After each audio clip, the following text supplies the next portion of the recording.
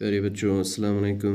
इस वीडियोस में पढ़ो सूरमी जमोसम कश्मीर सबक गर टूट अंप वज तबेल मोर देवान खन। सारे जानदारन पन पन घर। प्यारे बच्चों यम ते जानदार इन सारे जानदारन पन पन घर।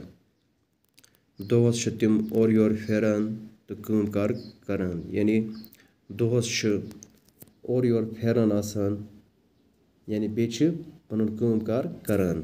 रातस घरन मज आराम करान, यानी ये रात इवान तो पत घरन मज आराम करान।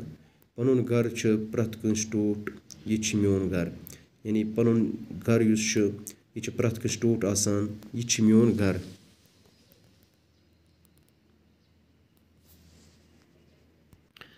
बुछुस अति मम्मी तो डैडी जान सत रोजान, यानी इस मोन घर बुछुस अति मम्मी तो डैडी जान सत रोजान। अति किचन ते तो दीवान खान ते, अत पन्निस घरस मज किचन ते बे दीवान खान ते। परन खतर अख कमर तो शुंगन खतर 4 कमर, यानी सबक परन खतर अख कमर तो बे आराम त्रावान निंदर त्रावान तो शुंगन खतर आराम त्राने खतर निंदर त्राने खतर बे 4 कमर।